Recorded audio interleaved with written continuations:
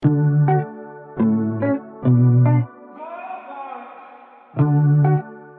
teman-teman, saya Nuryani 18133 dan saya Fatimah Azhara 18130. Pada kesempatan kali ini kami akan menjelaskan tentang hubungan struktur aktivitas obat dari CTM. Check it out. Nah, selanjutnya kita akan membahas apa sih itu histamin. Nah, jadi histamin itu adalah senyawa normal yang ada pada jaringan tubuh, yaitu sel emas dan basofil. Kemudian dia berperan terhadap berbagai proses fisiologis penting, yaitu mediator kimia yang dikeluarkan pada fenomena alergi. Terus kalau yang ini apa sih ini maksudnya bagaimana sih strukturnya ini kok ada dua? Oh, jadi begini. Kan ini ada histidin. Terus sumber histaminnya itu dia berasal dari histidin dekarboksilase, yang mana dia ini enzim dia bertanggung jawab untuk mengkatalisis sehingga terbentuklah histamin. Jadi teman-teman, seperti yang dibilang sama Nuryani tadi, kalau ini awalnya histidin kemudian menjadi histamin karena dikatalisis sama enzim ini. Iya. Ya. Nah, kemudian saya akan menjelaskan histidin ini teman-teman, dia ini cepat dimetabolisme oleh 3 reaksi, yaitu reaksi asetilisasi, N-metilisasi, dan juga reaksi oksidasi. Nah, kita ini kan ceritanya mau membahas tentang obat CTM. Nah, obat CTM ini termasuk dalam antagonis H1. Jadi kita akan lebih membahas tentang antagonis H1 dari histamin itu ya nih. Nah, antagonis ini merupakan obat yang menghambat ataupun menghilangkan kerja histamin ini di dalam tubuh kita.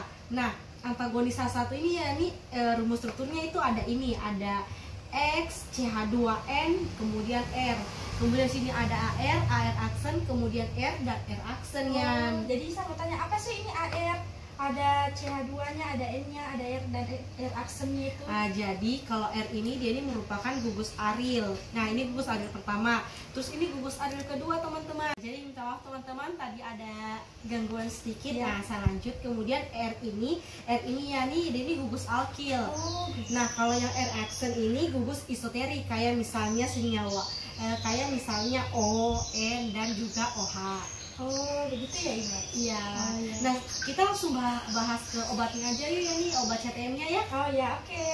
Jadi teman-teman, kita akan membahas lagi tentang obat CTM. Teman-teman, jadi saya akan menjelaskan tentang hubungan struktur dan aktivitas dari antagonis H1. Jadi, apa sih sebenarnya hubungan antara suatu struktur senyawa dengan aktivitasnya itu sendiri? Nah, yang saya jelaskan di sini yaitu antagonis H1. Nah, seperti yang teman-teman bisa lihat, ini dia teman-teman rumus struktur dari antagonis H1 itu. Nah, jadi struktur umumnya itu ada 3. Dia yang pertama mengandung gugus etilamina, kemudian dia juga mengandung gugus amina tertier, dan dia mengikat 2 cincin aromatik. Nah, X yang di sini ini kita misalkan dia kan, X ini bisa saja dia atom O, atom N, ataupun juga atom C. Nah, kalau dia atom O maka dia termasuk dalam turunan amino alkil. Nah, turunan amino alkil ini dia memiliki efek sedatif yang besar. Kemudian dia ini kalau kita misalkan X sama dengan N, maka dia termasuk dalam turunan etildiamin. Nah, etildiamin ini dia punya senyawa sedasif itu dia rendah, tetapi dia juga memiliki efek toksisitas yang lebih tinggi, lebih besar, dan juga senyawa etildiamin ini dia ini bersifat lebih aktif. Nah, jika X di sini itu sama dengan C, maka dia termasuk dalam turunan alkilamin. Yang kita jelaskan, yang akan nanti kami jelaskan sebentar, yaitu obat CTM itu dia termasuk dalam ini teman-teman, termasuk dalam turunan alkilamin. Nah, turunan alkilamin ini memiliki efek antihistamin yang kuat dan juga efek toksisitas yang lebih rendah. Nah, kemudian teman-teman, ini kan atom X chiral di sini atom X chiral di sini itu akan meningkatkan potensi selektivitas pada reseptor H1 ini. Jadi dia yang akan meningkatkan efek potensi selektivitas dari reseptor H1 pada histamin itu. Nah, Nah, teman-teman, jadi atom kiralnya tadi yang sudah saya jelaskan kan, kalau atom kiral X di sini itu akan meningkatkan potensi dan selektivitas pada reseptor H1 itu. Tetapi bila pusat asimetrik terletak pada atom C di mana terikat dengan gugus dimetilamino, maka aktivitasnya itu akan hilang. Nah, kemudian cincin aromatik yang di dua ini akan membentuk ikatan hidrofob pada reseptor H1. Nah, itulah nantinya yang akan bekerja pada reseptor H1, teman-teman. Jadi kita langsung saja bahas turunan dari antagonis H1. Nah, kan ada beberapa turunan dari antagonis H1. Nah, teman-teman, kan CTM ini dia ini termasuk dalam antagonis H1 turunan alkilamin. Nah, tetapi sebenarnya antagonis H1 ini ada beberapa turunan, yaitu ada turunan amino alkyl ether, kemudian juga ada turunan etildiamin, terus ada turunan alkilamin, piperazin, kemudian fenotiazin dan piperidin. Nah, tetapi CTM ini termasuk dalam golongan alkilamin. Nah, nanti akan dijelaskan oleh teman saya tentang bagaimana sih turunan dari alkilamin itu, strukturnya dan sebagainya juga nanti akan dijelaskan oleh teman saya ya. Jadi sampai di sini dulu, teman-teman. Ini sediaan CTM yang berfungsi untuk mengobati alergi. Jadi kita akan lanjut ke CTM atau chlorpheniramine maleat. Nah, di mana CTM ini dia merupakan antihistamin generasi pertama. Nah, CTM ini dia merupakan turunan alkilamin.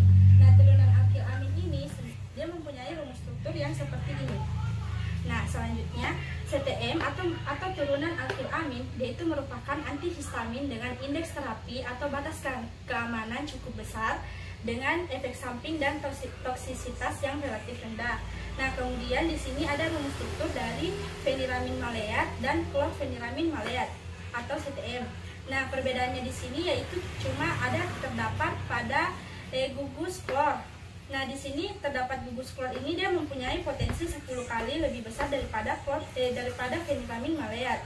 Nah, pemasukan gugus klor pada cincin aromatik feniramin maleat yaitu akan meningkatkan aktivitas antihistamin. Kemudian chlorpheniramine sendiri ini dia itu aktivitas antikolinergiknya itu signifikan atau minimal. Nah, kita akan lanjut ke CTM atau chlorpheniramine maleat sendiri. Nah, chlorpheniramine maleat sendiri ini dia mempunyai pH dengan nilai 4-5 terus nilai pKa-nya yaitu 9,2 dan dia mempunyai rumus molekul yaitu C16H19Cl-N2.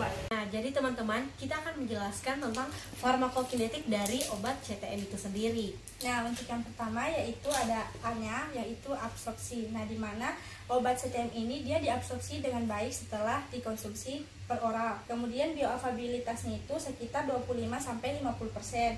Nah, untuk masa kerja obatnya itu dia sekitar 4-6 jam. Nah, kemudian untuk distribusinya sendiri di mana dia itu sekitar 72% dalam plasma darah yang terikat dengan protein. Nah, selanjutnya untuk metabolisme dan ekskresinya, yaitu untuk metabolisme obat CTM ini di metabolisme di dalam hati atau dalam hepar. Nah, kemudian untuk ekskresinya dia ini dikeluarkan oleh tubuh melalui urin. Nah, jadi sekian dari kami. Wassalamualaikum warahmatullahi wabarakatuh. Dadah.